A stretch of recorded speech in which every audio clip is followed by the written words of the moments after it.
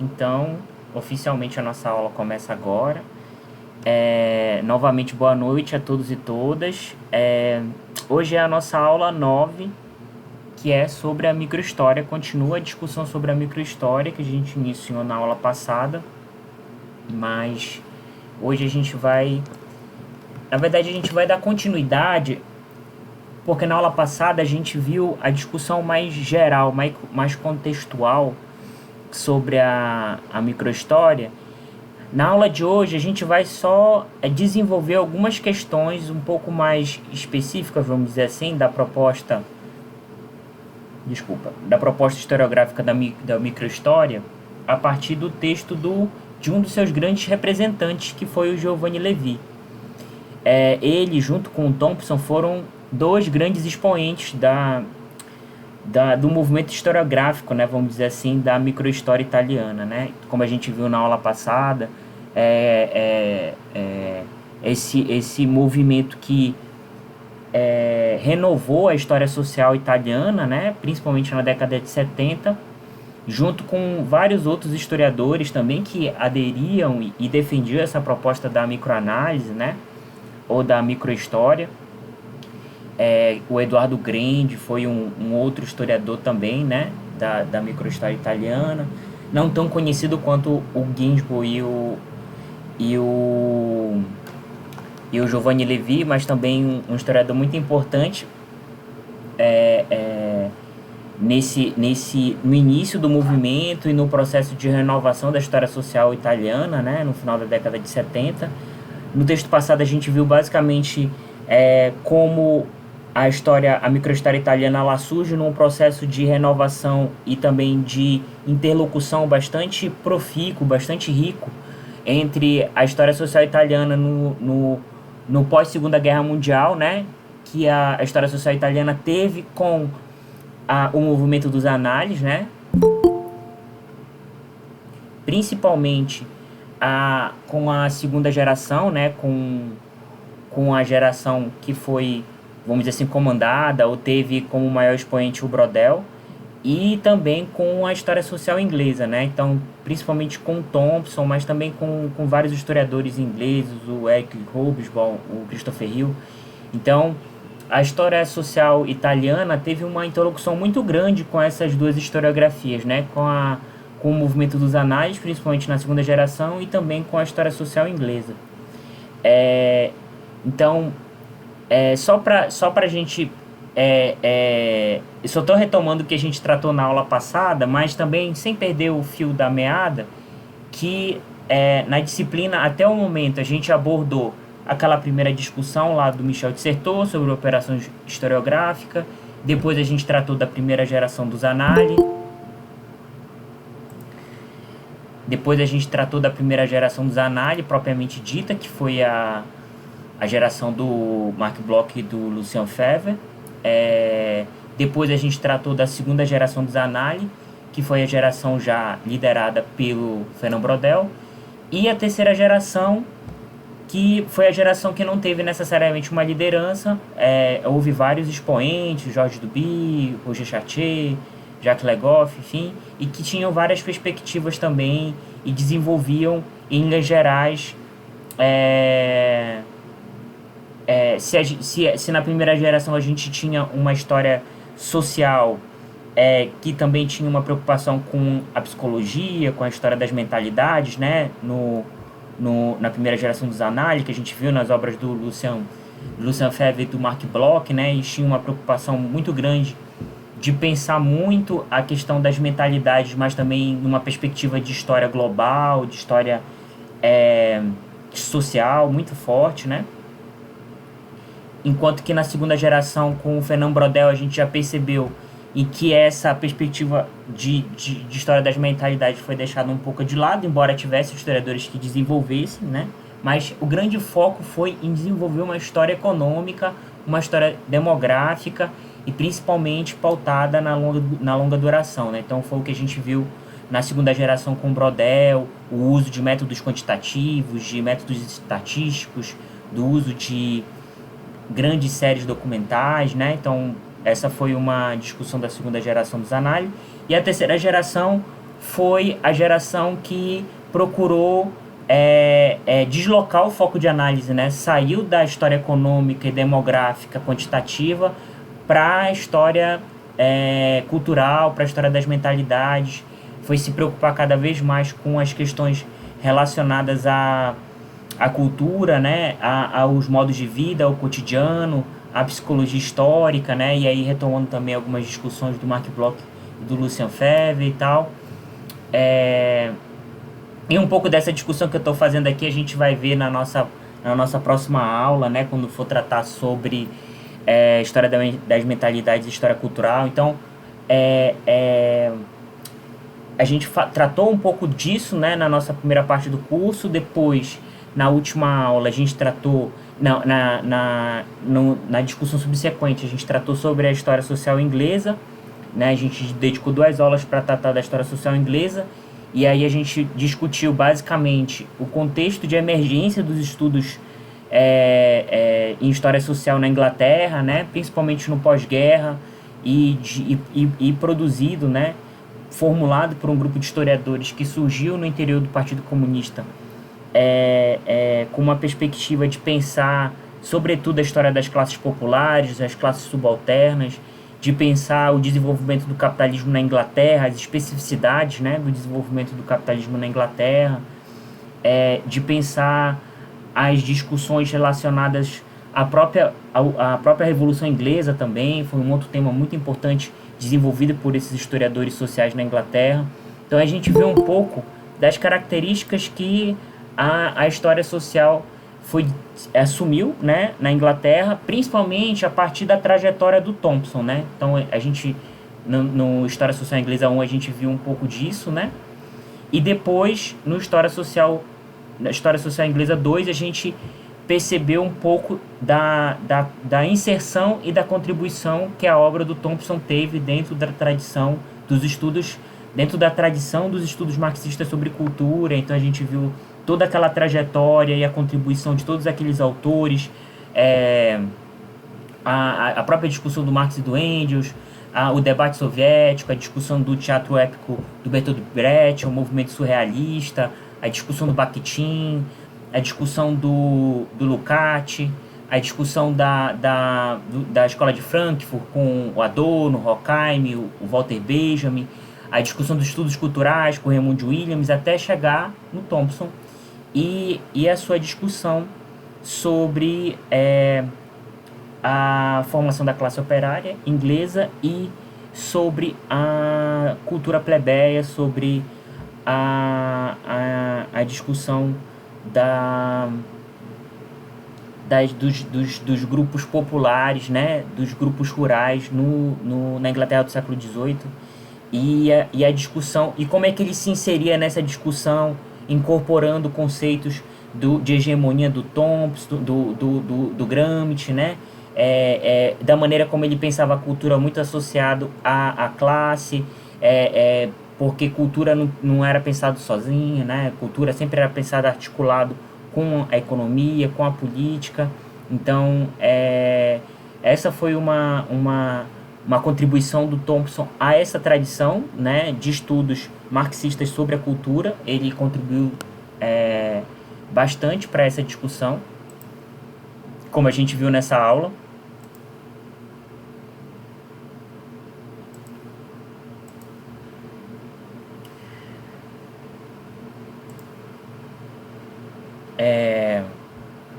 E a gente, essa foi a discussão sobre a história social inglesa, e a gente chega à discussão sobre a microhistória, que foi a discussão que a gente viu na aula passada. Hoje a gente vai dar continuidade à discussão da microhistória, e como a gente viu, a história social inglesa, a história social italiana de uma maneira geral, mas a microhistória italiana, essa perspectiva que vai... Gente, rapidinho, deixa eu só ligar aqui o meu... Eu vou ligar meu computador aqui na tomada, senão ele vai desligar.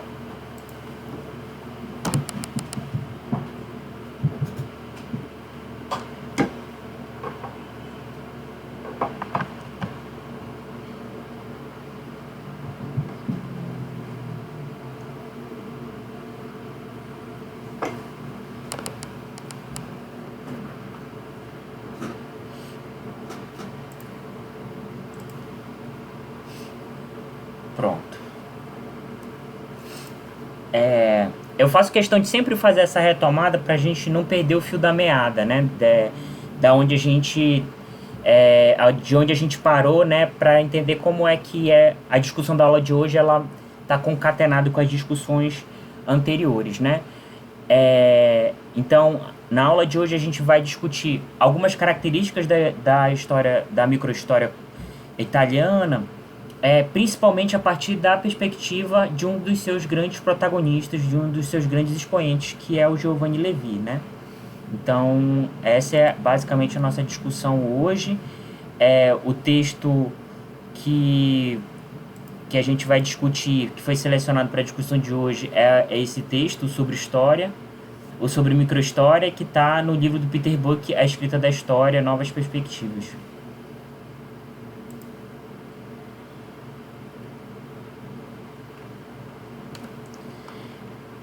Então, o objetivo do texto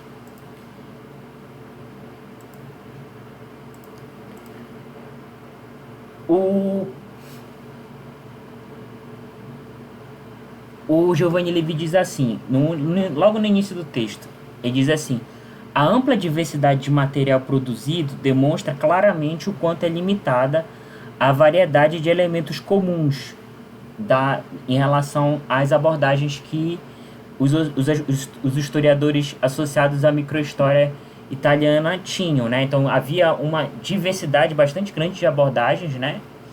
E aí e uma variedade muito limitada de aspectos comuns, né? Que eram comungados por todos. Entretanto, em minha opinião, estes poucos elementos comuns, como ocorre na microhistória, são cruciais, e são eles que eu vou tentar examinar aqui. Então, basicamente é esse o objetivo dele no texto, é tratar sobre esses elementos comuns que, de alguma forma, perpassam todos os trabalhos que foram produzidos a partir da perspectiva da microhistória. Então, esse é o objetivo dele no texto, tratar sobre os elementos comuns,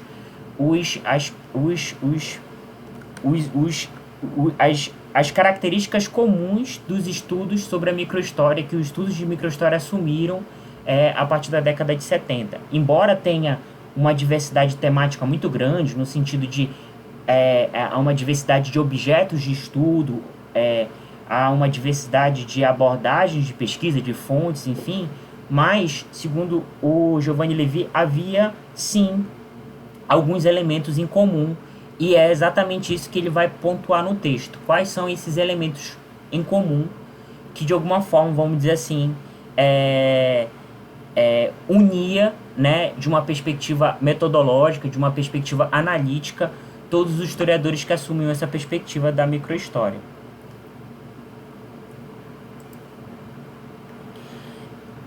Quanto à estrutura do texto, se vocês poderão perceber que o texto ele não tem uma divisão, ele é um ensaio corrido, né? Ele não tem uma divisão assim em tópicos ou uma divisão em partes, né? Tipo 1, 2, 3. Ele é um texto bem corrido.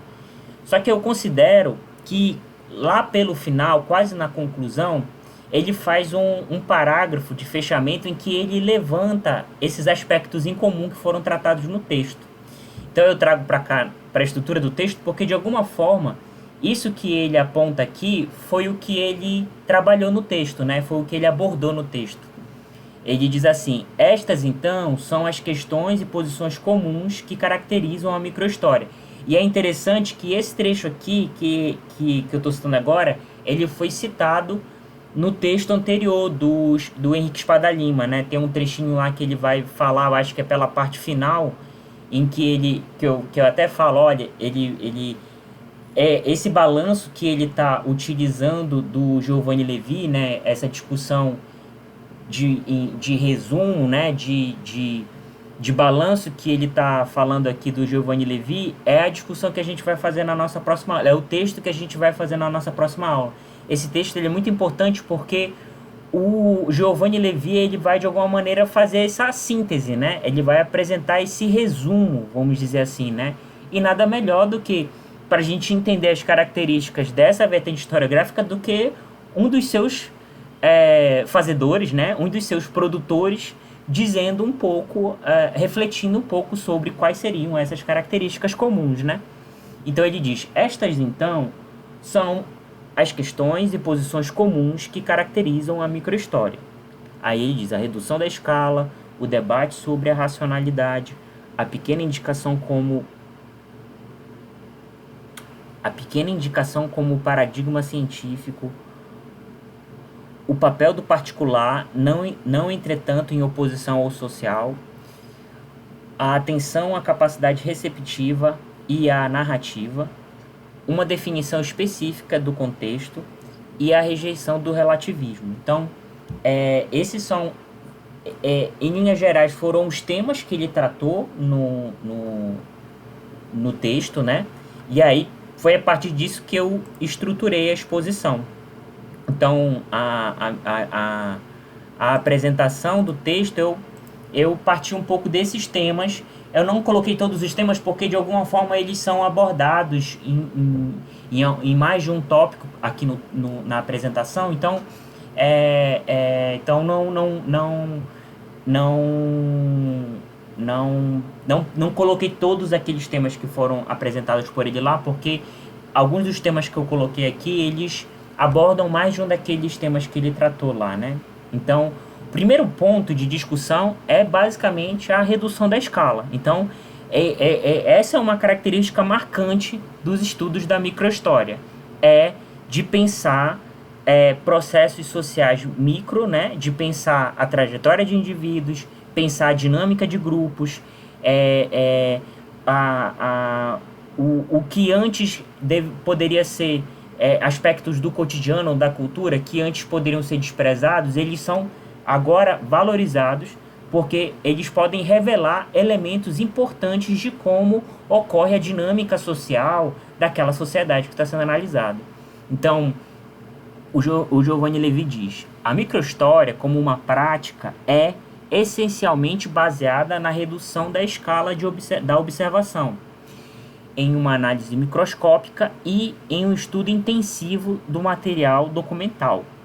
Então, claramente aqui ele defende e apresenta que para considerar a relação entre o estrutural e o indivíduo, né? Lembrem, a questão para esses historiadores não faz o menor sentido pensar a trajetória de indivíduos, a dinâmica de grupos sociais, sem isso estar relacionado a um contexto mais amplo.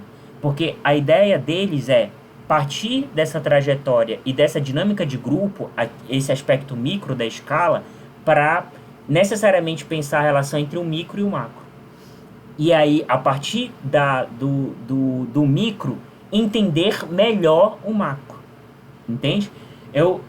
O exemplo do Menóquio lá, que eu dei na última aula, é o exemplo clássico, né? O exemplo de como o processo da Inquisição de um camponês que sabia ler e escrever e a maneira como ele se expressava e apresentava os seus argumentos, a sua visão de mundo, e foram importantes para o Ginsburg para poder entender como é que era essa cultura camponesa, como é que se ocorria a relação entre a cultura oral e a escrita, entender como, por exemplo, havia a relação entre a cultura popular e a cultura erudita. Então, entende? E isso tudo no contexto da modernidade, no início do século XVI na Itália. Então, os impactos que tiveram processos estruturais, por exemplo, como a Reforma Protestante, a própria Contra-Reforma, a própria descoberta da imprensa. A descoberta da imprensa foi um aspecto fundamental para você ter uma circulação maior de impressos, de livros, né? Você tinha uma circulação maior de conhecimentos, até que chegou livros na mão desse moleiro, lá no interior da Itália, lá em Friuli. Entende? Então, percebe? Esses aspectos, mas esses eventos, esses processos mais amplos, descoberta da imprensa, a própria Inquisição, a Reforma Protestante, a Inquisição no sentido, né, o Menóquio, ele foi um camponês acusado de de ser um herege, né? E ele foi processado e morto pela Inquisição. Então, peraí, será que o Ginsburg só está analisando a vida de um sujeito simples, de um camponês lá do interior da Itália por si mesmo? Não, ele tá, ele pegou a trajetória desse indivíduo e pensou como é que aquele contexto agiu sobre a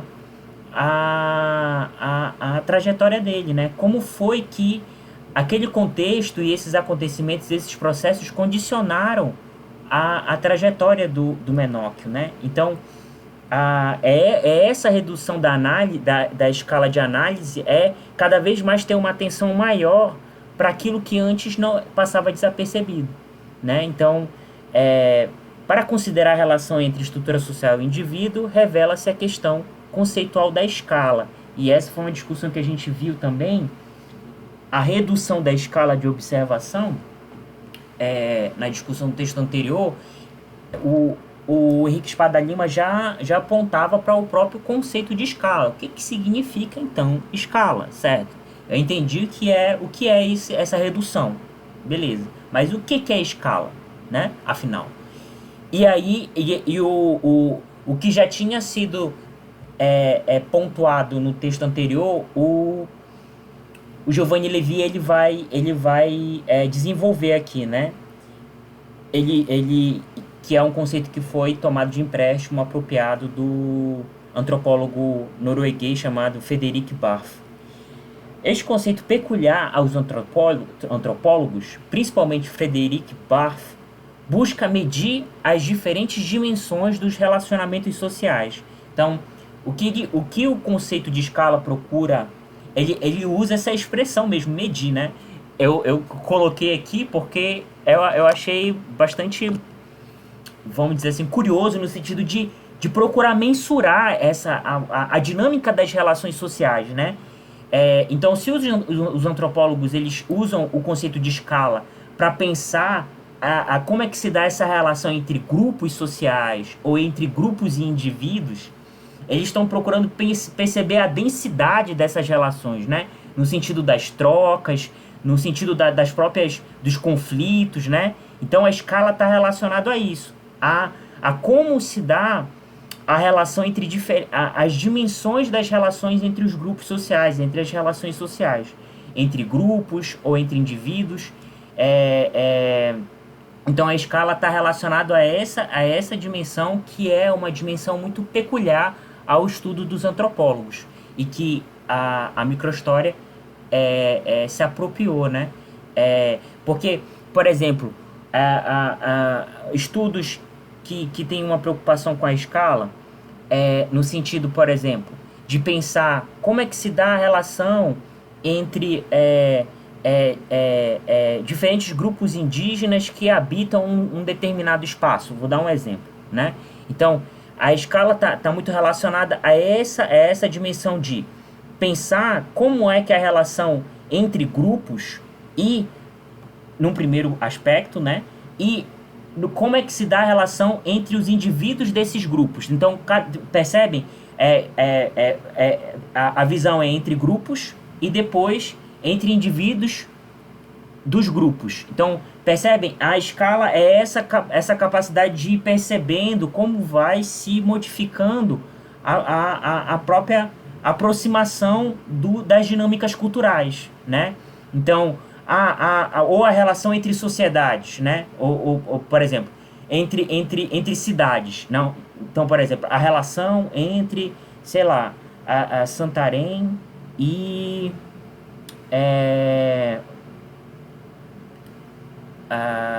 uma cidade próxima de Santarém, Uruará, acho que sim. Tipo, como se dá a relação entre essas cidades, por exemplo, né? Que são cidades limítrofes, né? Elas têm a mesma fronteira. Então, aqui tem uma dimensão de um aspecto de cidade, né? E aí depois de entender, por exemplo, como é que se dá a relação dentro de Santarém entre os bairros, né? Vamos dizer, entre a aldeia e e, sei lá, um bairro próximo de aldeia. É, é, não é tão próximo, né? Maracanã não é tão próximo de aldeia, mas vamos dizer assim, a relação que se dá entre bairros, por exemplo. Então, já percebem, já não é mais entre cidades, mas entre bairros dentro de uma cidade. É essa que é a escala. Percebe? A escala é esse aspecto analítico de entender as dinâmicas entre grupos, né? Por exemplo, entre cidades, entre bairros dentro de uma cidade, ou entre vizinhos dentro de um bairro, dentro de uma cidade, percebe? A relação entre vizinhos num bairro, a relação entre bairros numa cidade, a relação entre vizinhos num bairro, por exemplo, a relação entre bairros numa cidade, percebe? É mais ou menos essa a ideia de escala, é de você conseguir, a partir de um aspecto analítico, entender as dinâmicas culturais entre os grupos e entre os indivíduos. E aí você vai percebendo isso a partir da aproximação ou do distanciamento, né? Então, essa é a grande perspectiva da ideia de escala. Aí eu trago aqui a citação do... Eu trago a própria citação do Frederic Baff que o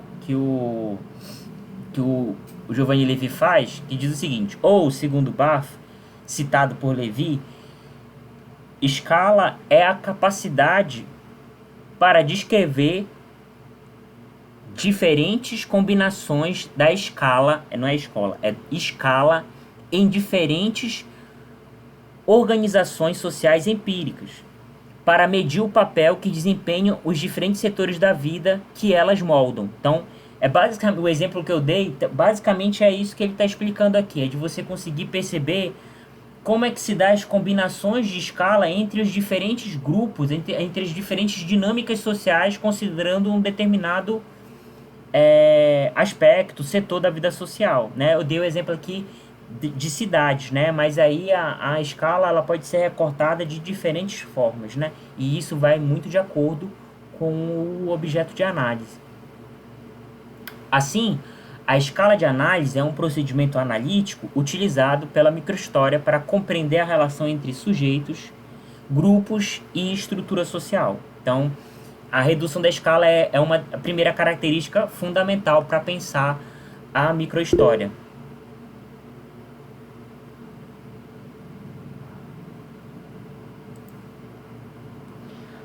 A Francine está perguntando, tá escrevendo, se os produtos da escala são equivalentes. Se fosse reduzir uma frase, seria essa. Ah, sim, isso, boa observação. É, tá sempre se, eu não digo, eu não, a equivalência no sentido da troca, sim, do intercâmbio, exatamente isso. É, é, o que está se tentando perceber aqui é como num determinado prisma analítico você consegue perceber uma dinâmica social mais restrita e uma dinâmica social mais ampla, né? Mas a questão sempre é essa, é a ideia do zoom, né? Do close, é a ideia de aproximar e afastar e você conseguir perceber as características dessas dinâmicas sociais quando você aproxima o prisma de análise e quando você afasta o prisma de análise, né? Então essa a grande sacada, a grande contribuição deles, né? Da microhistória. Nesse sentido, a ideia da redução da escala. Antes de passar para a segunda parte da discussão, eu só queria, gente, ler um trechinho do texto que eu acho que é um aspecto muito, um trecho muito relevante para essa discussão inicial que ele faz no início do texto, que eu acho que é muito interessante. Deixa eu só colocar aqui o texto. Tá aqui. Que eu acho que é muito relevante dessa discussão inicial do texto. Tá dando para todo mundo ver? Sim, professor. Tá ótimo. Obrigado. Tá. Tá ótimo. Então, ele diz bem assim: seu trabalho tem sempre se centralizado na busca de uma descrição mais realista do comportamento humano, empregando um modelo de ação e conflito do comportamento do homem no mundo que reconhece sua relativa liberdade além, mas não fora das limitações dos sistemas normativos, prescritivos e opressivos. Esse trechinho aqui, inclusive, ele é bem conhecido e ele foi citado pelo pelo, pelo Henrique Spada Lima no último texto que a gente leu. O que o Giovanni Levi está basicamente dizendo é que os microhistoriadores, eles buscam fazer uma descrição realista do comportamento humano, e a gente vai entender um pouco dessa discussão mais para frente, empregando um modelo de ação e conflito do comportamento do homem num mundo que conhece sua relativa liberdade além, mas não fora das limitações dos sistemas normativos prescritivos e opressivos. Então, o que ele está dizendo aqui é que os microhistoriadores eles procuram compreender a ação humana a partir desse modelo de ação e conflito, né, de pensar que os sujeitos eles agem num determinado contexto a partir dos seus interesses e geralmente que esses interesses podem ocorrer a partir de acordos, a partir de negociações, mas também a partir de conflitos, e que essa ação ela tem uma relativa margem de liberdade, mas não fora das limitações dos sistemas normativos e prescritivos, dos sistemas normativos prescritivos e opressivos. Essa ação ela acontece condicionada, né, por um sistema de normas que dita regras que estabelece o controle social, né? Então, essa é uma perspectiva bastante cara aos historiadores da microhistória, que é tentar perceber a ação humana num determinado contexto, procurando perceber a sua agência, né, a sua capacidade de ação, a sua capacidade de movimentação, mas também perceber como a estrutura social, o contexto social, condiciona, limita essa ação, né? Então essa é uma perspectiva, como a gente viu, é uma perspectiva comum à história social inglesa, é uma perspectiva também comum à discussão dos análises. Esse é um aspecto que vai ser intercambiável no sentido da troca, né?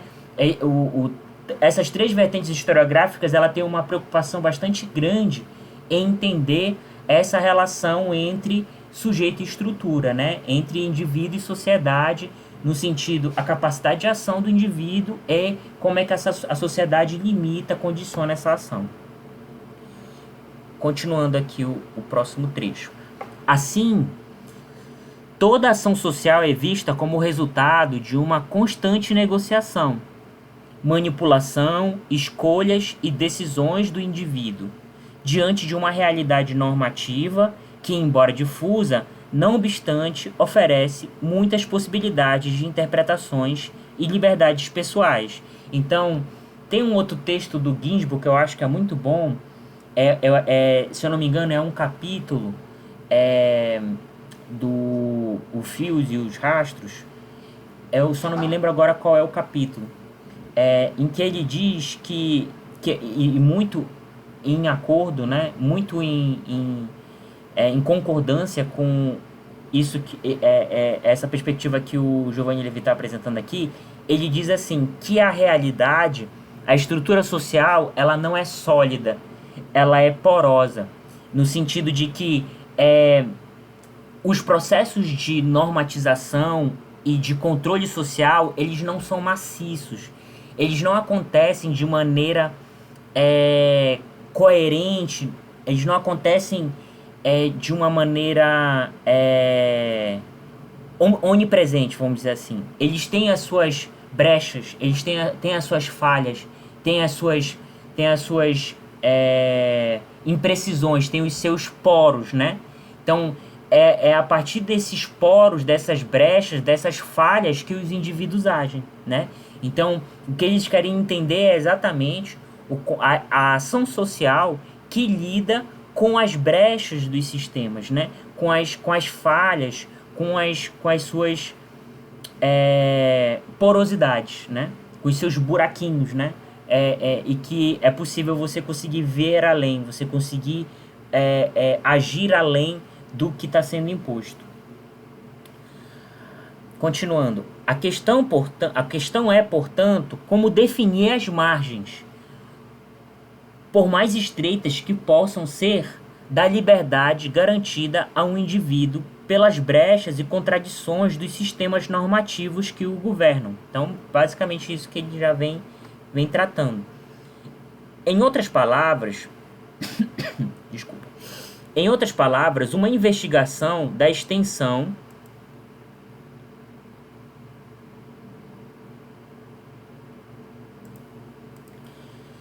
e da natureza da vontade livre dentro da estrutura geral da sociedade humana. Neste tipo de investigação, o historiador não está simplesmente preocupado com a interpretação dos significados, mas antes em definir as ambiguidades do mundo simbólico, a pluralidade das possíveis interpretações desse mundo e a luta que ocorre em torno dos recursos simbólicos e também dos recursos materiais. Então, percebam, gente, a gente vai isso que ele está falando aqui é uma discussão que ele vai desenvolver mais lá na frente com a questão da antropologia interpretativa lá do Geertz.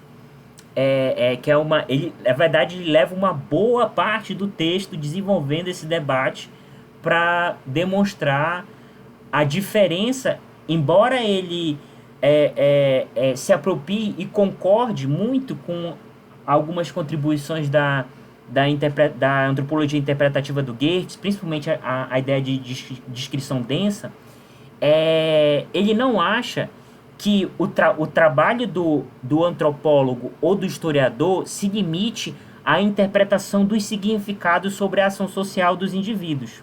Por isso que ele está falando aqui. O historiador não está simplesmente preocupado com a interpretação dos significados, tão somente, mas antes em definir as ambiguidades do mundo simbólico, a pluralidade das possíveis interpretações desse mundo e a luta que ocorre em torno dos recursos simbólicos e também dos recursos materiais. Então, ele não está preocupado apenas em interpretar os significados que a ação do indivíduo tem por si mesmo. Ele quer entender como é que isso ocorre em relação aos recursos disponíveis no mundo material daquele indivíduo. Quer dizer, como é que a ação do indivíduo ela ocorre dentro de um contexto de recursos materiais em que ele pode manipular, em que ele pode distribuir, em que ele pode negociar, né? Então, aqui o mundo simbólico ele não é pensado por si, mas ele é pensado na relação que isso tem com a sociedade, com a estrutura social, com os processos de negociação, de conflito. Então, a gente aqui já percebe que ele tem, nesse sentido, e a gente vai perceber, ele tem aspectos muito em comum em pensar a dinâmica social, da cultura, aspectos muito próximos da discussão do E.P. Thompson, como a gente vai ver mais à frente. Então, aqui, esse trechinho eu acho ele bastante interessante, nesse sentido que também é uma perspectiva bastante defendida pela microhistória, que é pensar a relação entre indivíduo e sociedade, pensar a ação social dentro da estrutura social, no sentido das margens de possibilidade de ação que a estrutura social ela possibilita ao sujeito.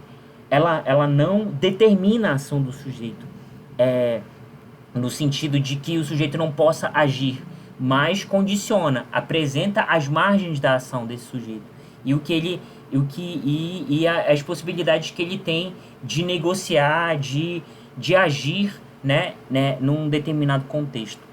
Então esse trechinho aqui que eu queria ler, que eu acho que ele é muito rico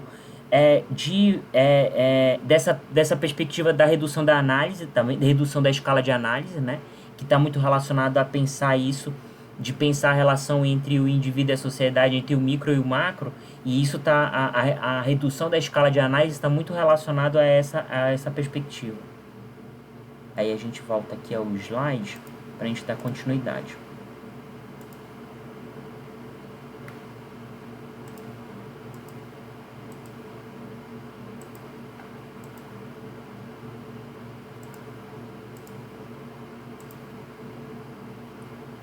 Aí a gente vai para a segunda parte do texto. Essa é a segunda parte que ele faz aquele debate que eu falei um pouquinho ainda há pouco, né?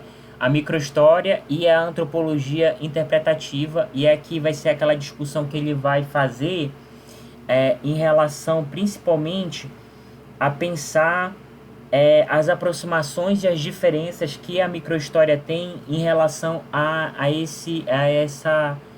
essa perspectiva, né? A essa leitura da antropologia, que é a discussão do Geertz. O Geertz, ele é um antropólogo norte-americano que ele é muito importante, os estudos dele, para pensar a antropologia cultural, né?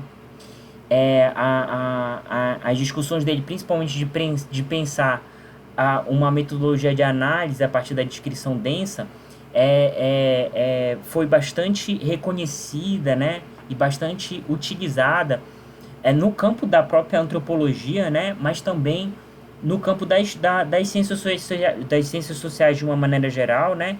E na história também. Então, as contribuições dele foram muito incorporadas para pensar essa perspectiva de você analisar o cotidiano, de você pensar a cultura, né? E, sobretudo, a descrição e análise, né? Dos comportamentos culturais.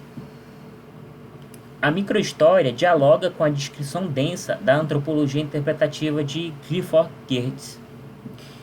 A descrição densa contribui para identificar os fatos ou acontecimentos particulares e inseri-los no contexto social, de modo a dar-lhes significados e interpretações. Então, qual é a ideia da descrição densa? É de você conseguir, e aí, claro, né, de acordo com o seu objeto de análise, de você conseguir perceber os comportamentos e as ações de um determinado indivíduo ou de um determinado grupo e procurar situar esses comportamentos em relação ao contexto social, né? E, sobretudo, apresentando, né, os significados que essa ação tem e as interpretações que o analista, no caso o antropólogo, dá a essa ação. Então, a grande perspectiva do Geertz é de que as ações sociais, as ações culturais de um determinado grupo, eles estão inseridos em um contexto. Essas ações, elas têm significados sociais que cabe ao analista, ao antropólogo, identificar e interpretar, certo? Então, e aí a gente, quanto a esse ponto, né, essa contribuição, beleza, o Giovanni Levi, ele tá de acordo e acha que sim, beleza, isso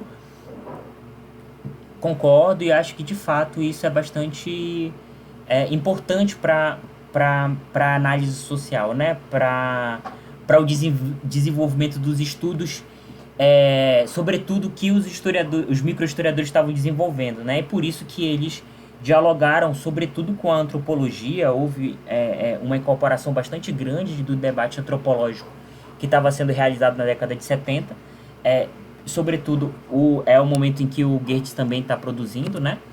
Só que aí depois vem as diferenças. Não, beleza, isso a gente concorda.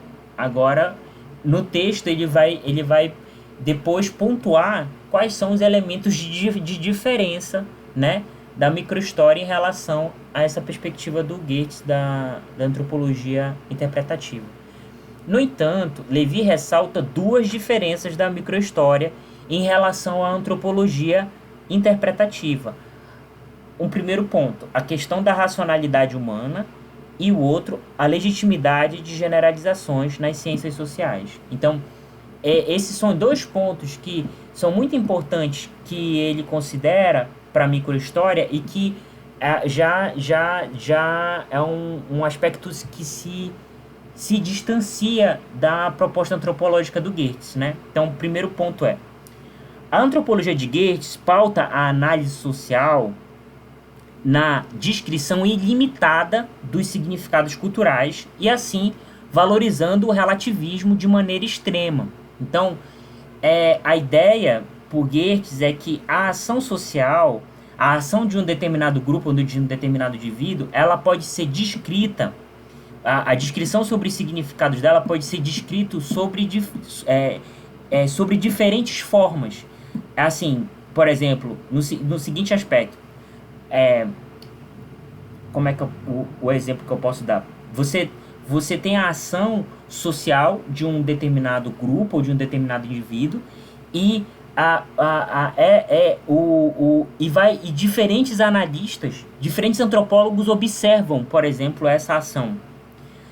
O Geertz considera que essa ação ela pode ser interpretada sob diferentes formas, de maneira ilimitada, porque para ele os significados culturais eles são passíveis de diferentes interpretações, mas isso de acordo com a subjetividade do analista. Então, quer dizer, para ele não há problema de ter interpretação em cima de interpretação, né? O que existe aqui é um jogo das interpretações. E aí é esse que é o ponto de discordância do Levi em relação a isso. E a gente vai entender um pouco por quê disso.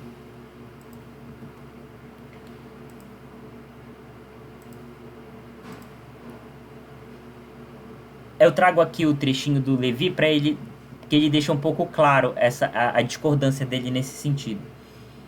O Levi diz: eu antes acredito que é a verdadeira identificação de processos cognitivos uniformes que nos permite a aceitação da relatividade cultural.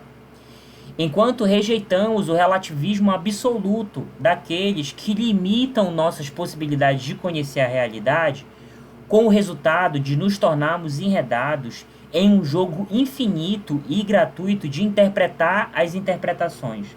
Então, o Levi, ele estava até foi bem ríspido nessa afirmação dele, porque, de fato, não são se você quer pensar a ação dos indivíduos, dos sujeitos, num determinado contexto, você vai analisar, sobretudo, de acordo com a perspectiva do Levi, você vai procurar perceber a ação dos indivíduos na relação que eles têm com a sociedade, com a relação que eles têm, qual é o acesso que eles têm aos recursos materiais, como é que aquela ação tem significados dentro de uma sociedade que é cada vez mais hierarquizada e desigual, entende? Então, qual é o lugar que o indivíduo assume nessa sociedade? É um lugar de privilégio ou é um lugar de dominação? Então, pera lá. A partir do momento que você consegue situar o indivíduo na sociedade, você vai começar a perceber que os significados e a interpretação sobre esses significados ela vai se tornando cada vez mais matizada, né? Você tem alguns parâmetros de análise.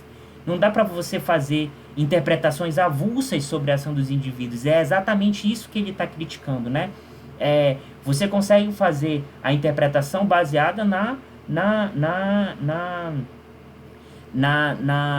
nos limites que a ação daquele indivíduo tem na sociedade. Então, não tem como você fazer várias interpretações se você consegue situar o indivíduo e os próprios desdobramentos da ação dele naquele contexto, né? Então você consegue ter alguns parâmetros para conseguir interpretar sobre aquilo, né?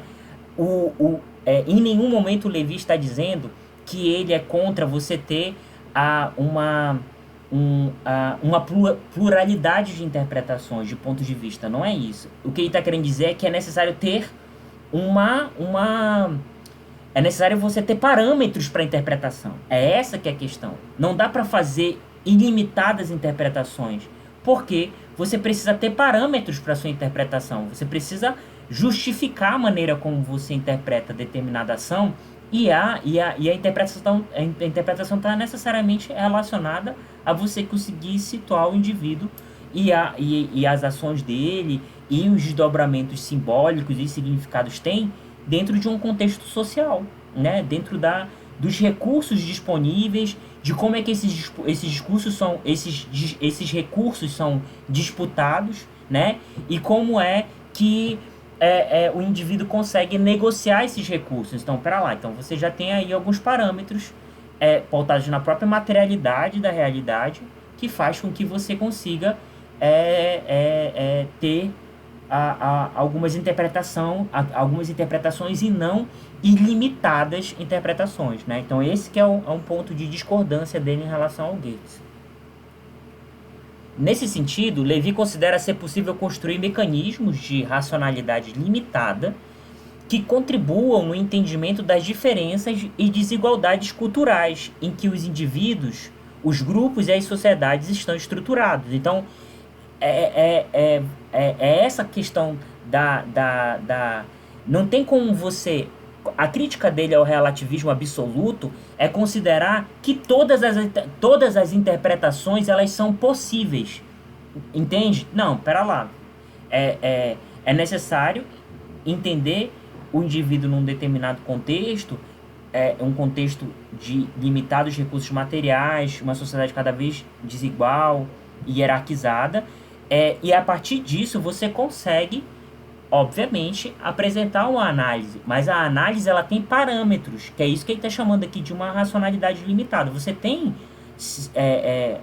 alguns parâmetros, mas não são todas as interpretações que vão caber, porque você tem que saber situar o indivíduo no contexto, né? Então, não dá para você criar interpretações em cima de interpretações ou interpretar a interpretação, porque você não consegue dar conta de uma coisa que é fundamental para o Levi, que é conseguir entender essa relação entre estrutura e sociedade, entender a relação que ocorre aqui, né? Nessa dialética que ocorre entre as dinâmicas, os conflitos dos indivíduos dentro da estrutura social.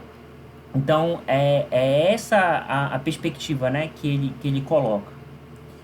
Nesse sentido, o paradigma indiciário, que foi aquela discussão que a gente viu na aula passada, apresenta-se como esse mecanismo de racionalidade limitada que busca, a partir dos indícios, fragmentos e sinais, compreender a relação entre o micro e o macro. Então, aquela discussão que o Ginsburg, né, que o Henrique Espada Lima apresentou do artigo do Ginsburg, né, Sinais, Raízes de um Paradigma Indiciário, que foi o artigo que ele publicou, se eu não me engano, em 1978, 79, lá na revista Quaderni Historisch, que ele vai apresentar essa perspectiva, né? O paradigma indiciário como a perspectiva de você conseguir, a partir de determinados indícios, fragmentos e sinais, de você conseguir perceber a partir de determinados comportamentos que parecem não fazer muito sentido, ou de determinada ação que não tem tanta evidência social, de você conseguir perceber como é que aquela ação ou aquele comportamento ele consegue ajudar você a entender a dinâmica cultural daquela sociedade. Então, você sempre vai procurar entender a ação e o comportamento dentro de um contexto em que você tem que você tem a ação que potencializa, né, a ação e que também limita a ação ao mesmo tempo, né? Então, o paradigma indiciário, que é aquela discussão do Ginsburg, ajuda muito a pensar sobre essa discussão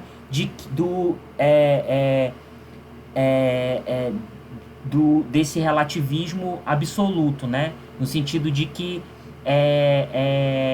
de se fazer várias interpretações e de se interpretar a interpretação como se você chegasse a um jogo em que não termina, né? Porque você está muito preocupado em atribuir significados àquela ação, mas sem se preocupar fundamentalmente em entender como esses significados se situam dentro de uma determinada estrutura social, dentro de um determinado contexto social. Então, essa é a grande, vamos dizer assim, discordância que o Levi tem em relação à antropologia interpretativa do Goethe.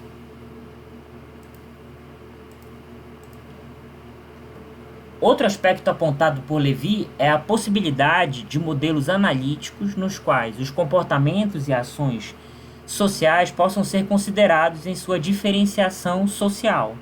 Então, esse é um outro ponto que aí é o outro ponto de diferenciação, que é de você também poder pensar determinadas generalizações no âmbito das ciências sociais, né? E aí aqui ele diz que sim, é possível você pensar determinados modelos analíticos que ajudem a pensar, né, os comportamentos sociais, as ações sociais, sobretudo para pensar a diferenciação social, né? No sentido de como é que essa ação e esse comportamento, quais são os significados que ela assume dentro de uma sociedade? Por exemplo, de um ponto de vista de classe, ou de um ponto de vista de gênero, ou de um ponto de vista de raça. Entende? Então, é essa perspectiva de tentar entender a diferenciação social que ele acha que é importante se comunicar com esses modelos analíticos que ajudam a pensar essas outras perspectivas, como a questão de gênero, a questão de classe, mas a questão de classe já é uma questão bastante clássica, né? Mas a questão de gênero, a questão de sexualidade, a questão de raça, né? Então, é esse que é o ponto fundamental para o Levi. Eu trago aqui a citação que ele diz assim. Nesse sentido da diferenciação, social. Considera essencial para se ter uma interpretação tão formal quanto possível das ações, do comportamento, das estruturas, dos papéis e dos relacionamentos sociais. Tá escrito errado aqui. Relacionamentos sociais. Em outras palavras, embora os costumes e o uso de símbolos sejam sempre polissêmicos, não obstante, eles assumem conotações mais precisas a partir das diferenciações sociais, variáveis e dinâmicas. Então, ele concorda. Beleza, sim. Os costumes, as práticas culturais, o uso dos símbolos, eles têm, sim, essa dimensão polissêmica. Eu não nego isso. Mas eles assumem conotações específicas, eles assumem conotações mais precisas a partir do momento que você considera essas diferenciações sociais, variáveis e dinâmicas. E quando ele está falando dessas diferenciações sociais, ele está falando exatamente quando eu consigo situar os usos e os costumes simbólicos dentro do contexto social, dentro da estrutura social. E aí, dentro de todos os demarcadores que estabelecem diferenciações sociais. E aí, demarcadores de gênero, demarcadores de classe, demarcadores de sexualidade. Entende? É essa questão que ele está tentando entender. Como é que as práticas sociais, culturais, os comportamentos, as ações, eles assumem papéis de diferenciação no interior da estrutura social. Continuando. Portanto, esta posição aproxima-se da discussão de Thompson em problematizar os processos culturais e suas articulações com a dimensão de classe. Aqui eu usei o exemplo da dimensão de classe, mas aí a gente pode ampliar para todos os demarcadores que estabelecem diferenciação social, como eu falei anteriormente, de gênero, de sexualidade, de raça, de religiosidade. Então, aqui, e aí esse também é um ponto, a cultura nunca é pensada de maneira isolada. As ações, os comportamentos sociais e culturais nunca são pensados de maneira isolada, nunca são pensados em si mesmos, mas sempre procurando entender quais os significados eles assumem dentro do contexto social, dentro da estrutura social, né? Então, esse é um ponto bastante importante da discussão dos microhistoriadores e, como a gente pode ver, se aproxima muito da discussão da história social inglesa, principalmente dos trabalhos do Thompson. E aí a gente vai para o terceiro ponto, que é a discussão sobre a narrativa. Essa daqui é uma discussão muito interessante, que é uma discussão que a gente viu, né, anteriormente, na terceira geração do Zanardi, né, de pensar a importância da narrativa na produção do conhecimento histórico, né.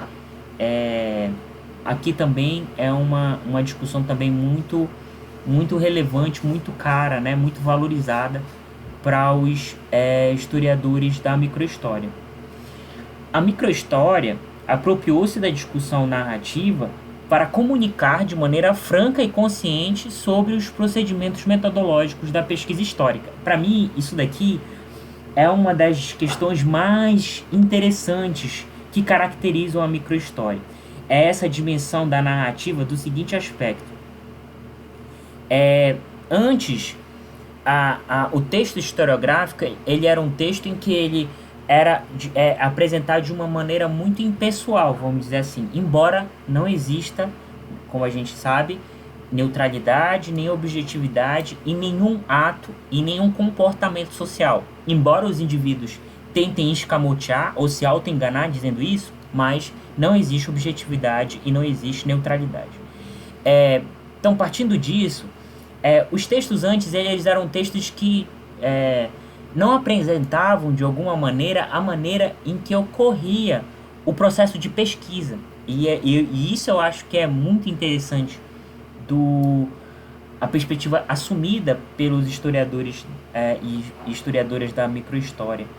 Eles vão deixar bastante claro na própria escrita do texto a maneira como eles foram procedendo a pesquisa, né? Então, por exemplo, vou dar o exemplo do Guisbo, o exemplo clássico, né?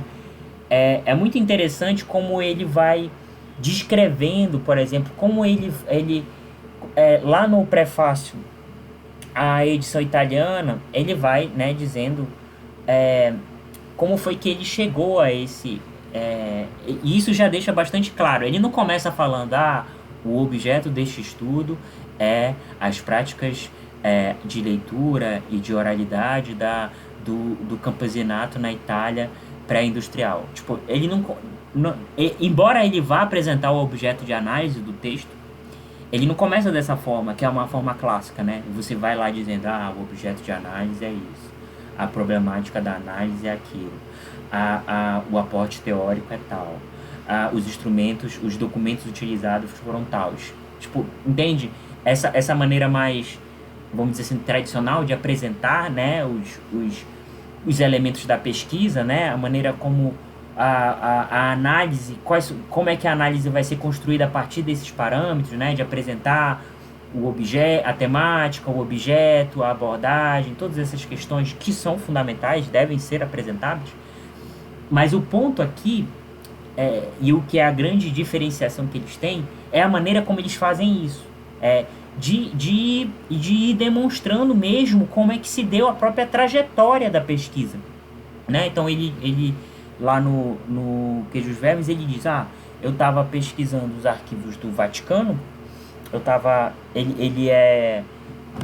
o Ginsburg, ele é o estudo anterior ao Queijos Vermes foi os Andarilhos do Bem, né? Que era um grupo de pagãos, né, e de um grupo de camponeses que tinham religiões, tinham cultos pagãos, né, cultos de valorização da natureza e tal, e que obviamente tinha uma religiosidade que era totalmente marginal em relação ao catolicismo, e eles obviamente foram perseguidos. Ótimo, que bom que vocês estão as discussões estão se comunicando, né? Então, eles já tinham no Andarilhos do Bem, então ele já analisava esses processos de entender as práticas de religiosidade, as crenças dos grupos camponeses, né? Ele já tinha tratado disso nesse estudo anterior. Então ele já tinha familiaridade com os arquivos do Vaticano, né? Porque para você conseguir compreender essas práticas, esses comportamentos, esses rituais, nada melhor do que você utilizar como fonte os próprios processos da Inquisição que descreviam, né, essas práticas, né, do ponto de vista, obviamente, do inquisidor da Igreja Católica, né? Mas aí a própria análise era também de fazer uma análise a contrapelo, né? Fazer uma análise se desvencilhando da perspectiva estereotipada ou da perspectiva de negação, né? De estigma que o inquisidor tem em relação às práticas pagãs, por exemplo. O Gizmo ele tinha já muito familiaridade com esses arquivos do Vaticano, e foi lá que ele chegou aos processos do Menóquio. E aí ele vai, vocês entendem? Ele vai descrevendo, olha, eu estava pesquisando e tal, lá nos arquivos do Vaticano, até que eu cheguei a esses processos desse sujeito chamado Domênico Scandella, que era conhecido como Menóquio, e eu fui percebendo o quanto os processos dele eles eram, e aí até me repito em relação ao que eu já falei anteriormente, mas eu acho que essa descrição eu acho que é interessante, porque ele vai falando, olha, eu achei os processos, eles eram processos muito volumosos, em que o réu falava muito, geralmente os réus não falam muito nos processos de inquisição. E aí, os processos eles foram se alongando, e aí ele ficou curioso, e aí a partir disso ele foi lendo, né, esses processos e foi percebendo a maneira como é que o Menóquio agia e como era interessante perceber, a partir do comportamento dele, como várias questões poderiam ser levantadas para pensar o ambiente cultural no qual ele estava inserido, né? Pensar o ambiente rural em que ele estava, em que ele vivia e tal, e pensar todas as outras questões relacionadas a isso. Então, ele vai falando como é que foi que ocorreu, como é que ele chegou a esse objeto de análise. Eu acho isso formidável, é uma coisa fascinante, né? Porque você vai entendendo como é que vai se construindo socialmente a pesquisa, né? E essa é uma perspectiva muito desenvolvida pelos microhistoriadores e historiadoras, né? Nesse aspecto, levou em consideração o problema da comunicação com o leitor e a questão da recepção do conhecimento histórico pelo público não especialista. Então, ter uma preocupação com a narrativa, de apresentar a maneira como o historiador ele chega às fontes, como é que ele analisa as fontes, deixar bastante claro isso, né? O caminho metodológico que se chega às análises que vão ser apresentadas. Isso tinha uma preocupação muito com o leitor, né? De fazer com que aquele texto ele fosse um texto menos árido, não fosse um texto tão somente voltado para especialistas, né? Tanto que se vocês forem pegar o Queijo e os Vermes, ele não tem referência bibliográfica no texto, né? Toda a discussão que ele faz bibliográfica, conceitual, que ele faz, né? Porque é um texto historiográfico, ele tá nas notas de rodapé, que ficam no final da página.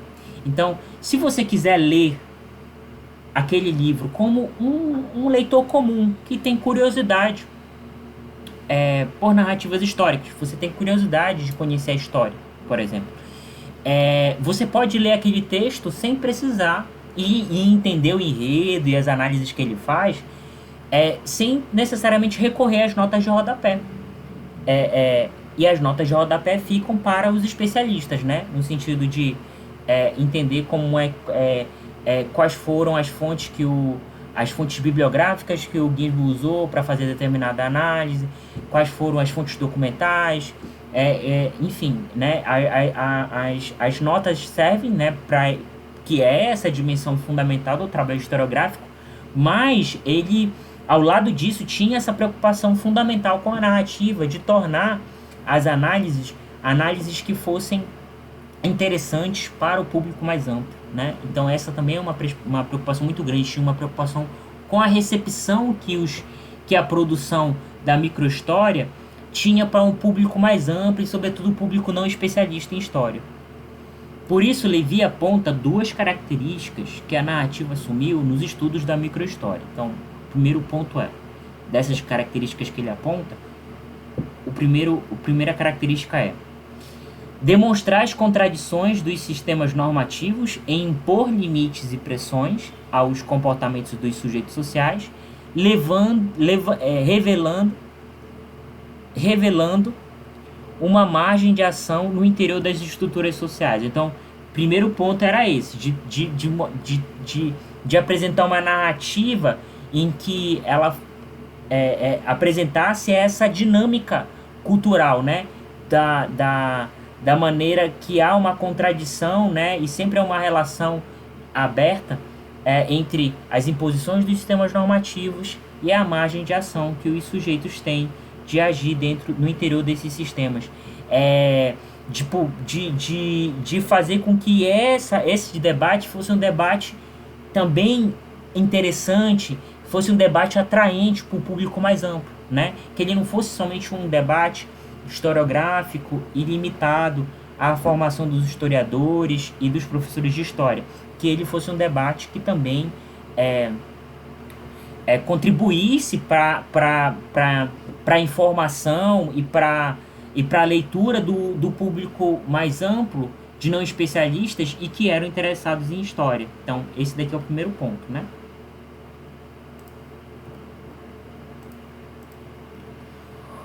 O segundo ponto é expor os procedimentos de pesquisa no processo analítico e narrativo, deixando claro as limitações documentais, a construção das hipóteses e as escolhas interpretativas. O ponto de vista do historiador é evidenciado ao leitor não iniciado nas questões historiográficas. Então, eles deixam o texto, a questão da narrativa e a construção do texto vai ter uma preocupação cada vez maior de deixar claro como foi que se construiu o processo de pesquisa. Como foi que, por conta das limitações dos documentos, eu consegui chegar a essa hipótese e eu consegui desenvolver essas e essas interpretações. Isso é uma coisa profundamente inovadora, e a gente está falando aqui na década de 70, né?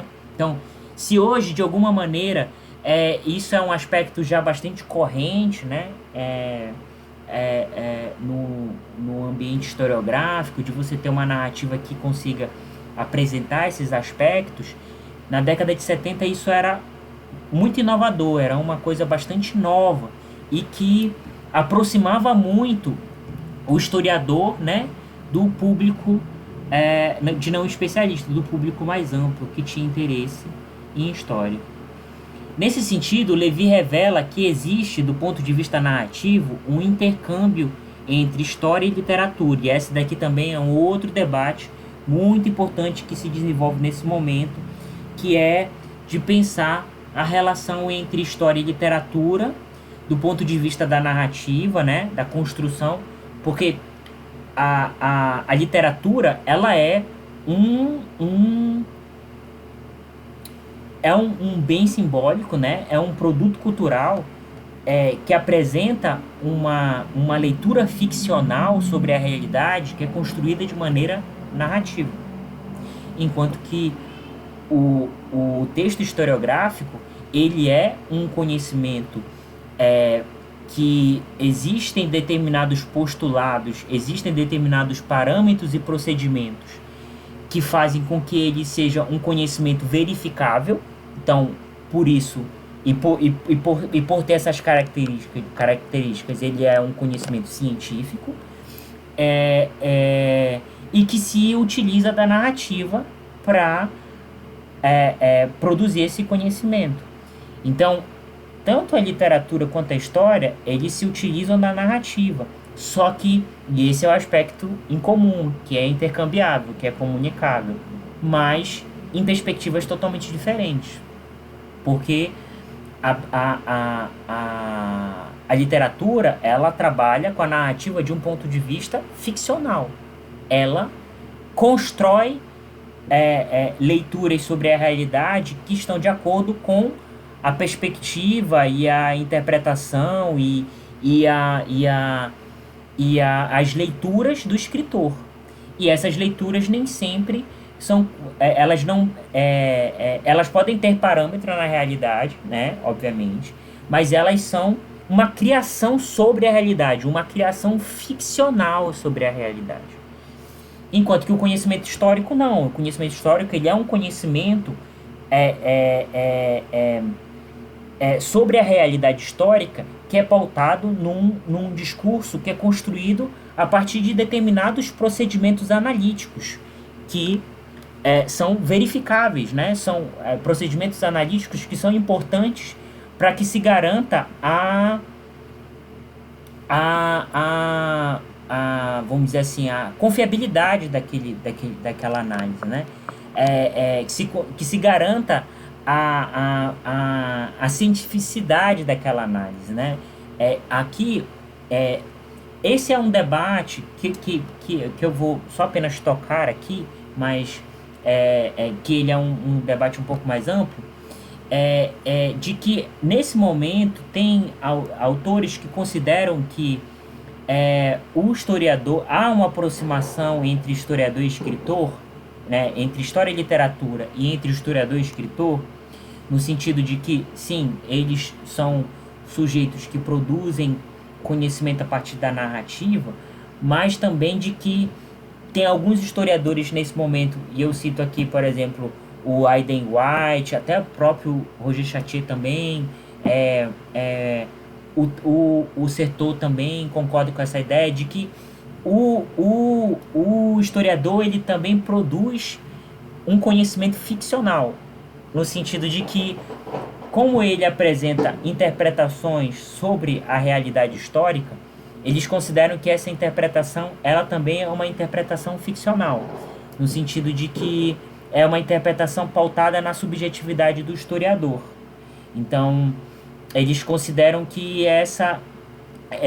o conhecimento historiográfico ele também, vamos dizer assim, é um conhecimento ficcional.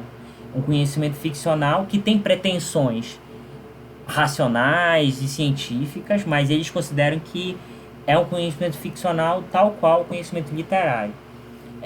E esse é um debate que também foi feito muito nesse momento, né, nesse contexto, e com o qual, por exemplo, a microhistória discorda, né? Ele não concorda com essa ideia.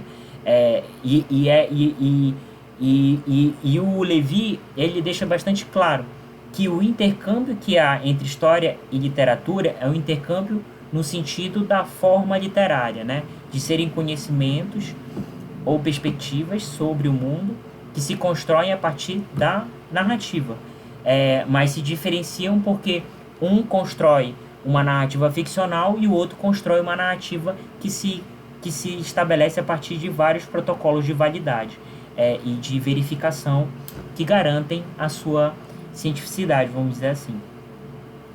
Por isso, o Levi aponta o romance de Henry James in The Cage como um exemplo literário que utiliza procedimentos do trabalho historiográfico. Então, ele dá esse exemplo desse romance do Henry James, que é um escritor inglês, para demonstrar um pouco disso, né?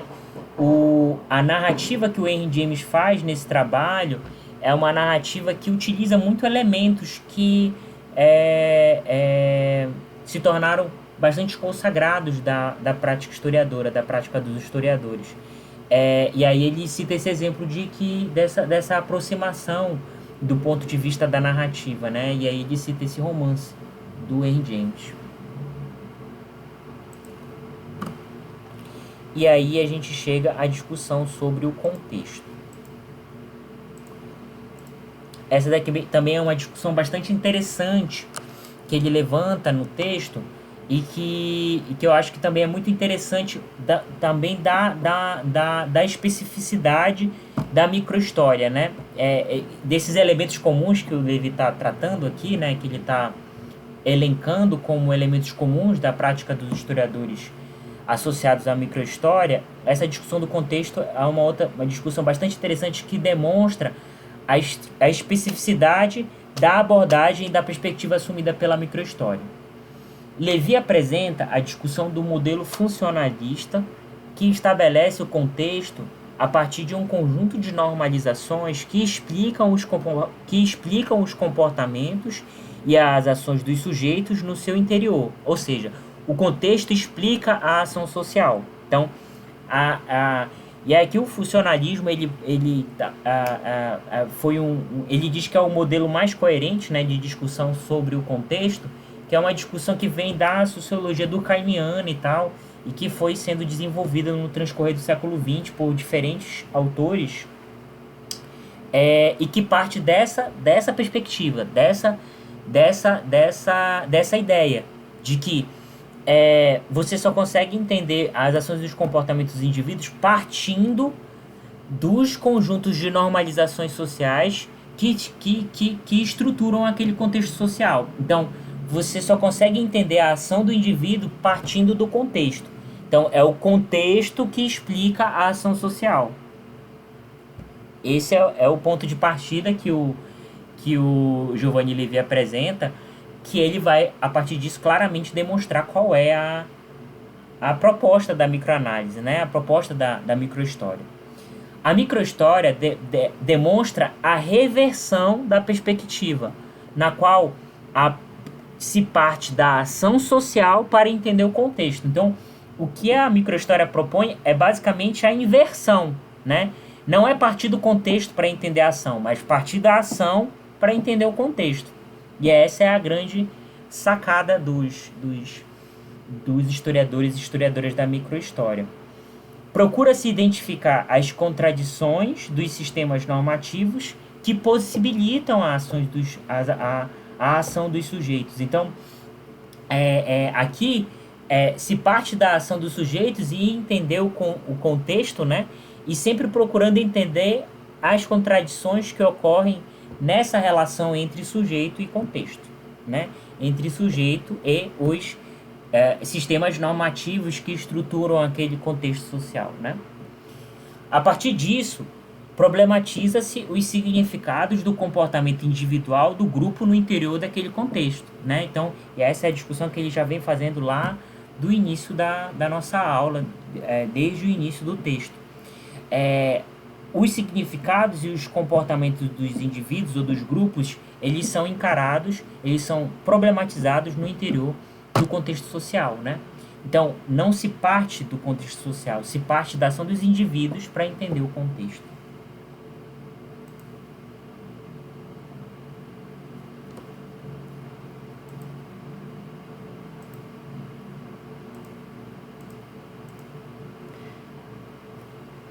Levi, nesse sentido, apontava o exemplo da briga de galos em Bali.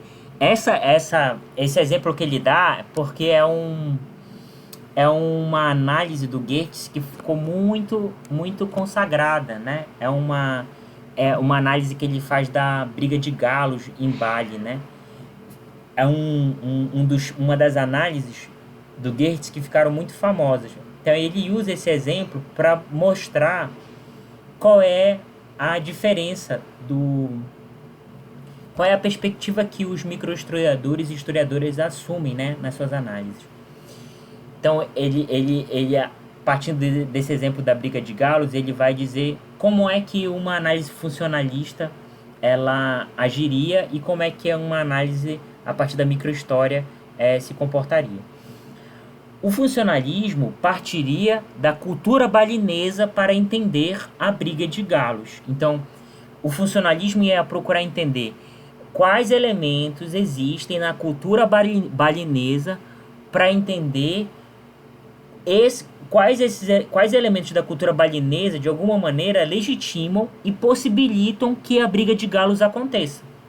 Então, essa seria uma perspectiva funcionalista. E qual seria a perspectiva da microhistória? A microhistória consideraria os múltiplos significados associados à briga de galo para compreender a cultura balinesa em geral. Então, percebem? A ideia é de entender como a briga de galo e a briga de galo como um comportamento social, né? Um comportamento bizarro, né, de entretenimento, como as pessoas que participam dele, que significados eles atribuem a essa prática cultural, né, que é a briga de galo. Por exemplo, desde, sei lá, e eu vou dar aqui um exemplo, e essa que é a perspectiva que eles procuram valorizar. Por exemplo, dos sujeitos que participam da briga de galo, que apostam na briga de galo, ou que levam os galos para brigar, por exemplo, eles procuram entender, por exemplo, se um operário ele vai ver uma briga de galo, ou se um advogado vai ver uma briga de galo, ou se ou se um motorista de táxi vai ver uma briga de galo, ou se um engenheiro vai ver uma briga de galo. Por exemplo, são diferentes sujeitos que ocupam diferentes lugares na sociedade, né? O que um microhistoriador tentaria entender é, dos diferentes sujeitos que participam da briga de galo, ele quer entender quais são os significados que esses diferentes sujeitos atribuem a essa briga de galo, né? E como esses significados ajudam a entender a cultura balinesa, entendeu? Então, eles partem dos sujeitos, dos indivíduos que participam, que estão associados a uma prática cultural, que no caso aqui é a briga de galos, e como, a partir dos significados que eles atribuem à briga de galo, é possível você entender o contexto mais amplo da sociedade e da cultura balinesa, entende? Então, essa é a grande perspectiva que que a microhistória apresenta, né? Para se analisar os processos culturais. Então a gente chega à conclusão do texto.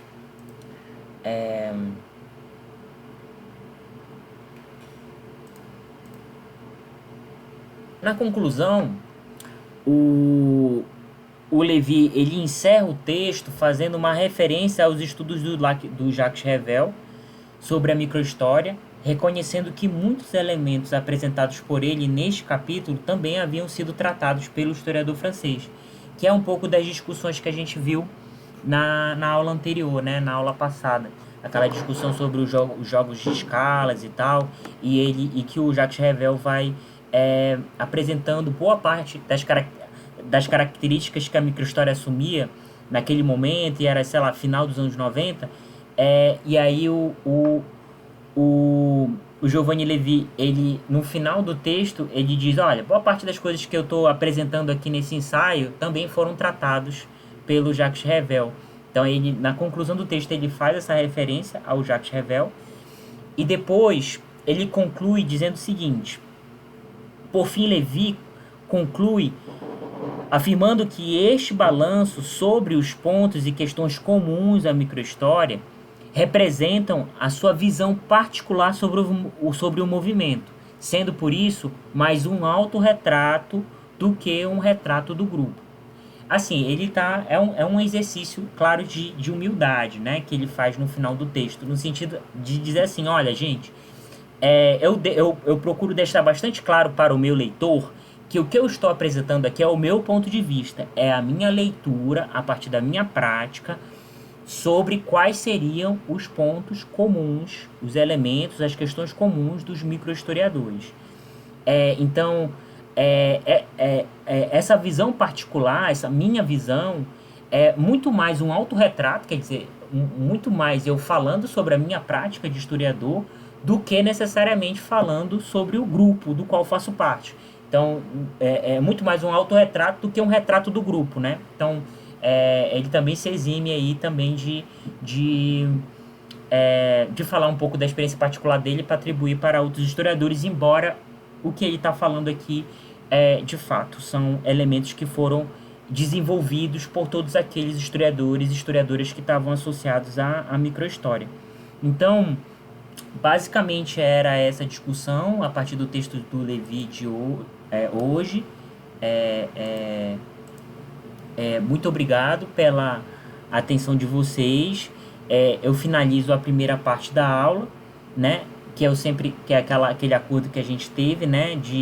Eu inicio falando um pouco da discussão do texto, faço uma exposição das principais discussões do texto, né? Dos objetivos, os principais argumentos e as conclusões. E na segunda parte do texto, da aula, aí eu abro para que vocês participem, né? Vocês possam fazer as contribuições, apresentar as dúvidas, né? Vocês possam fazer os apontamentos que vocês acham que são necessários. Então, gente, fiquem à vontade para participar.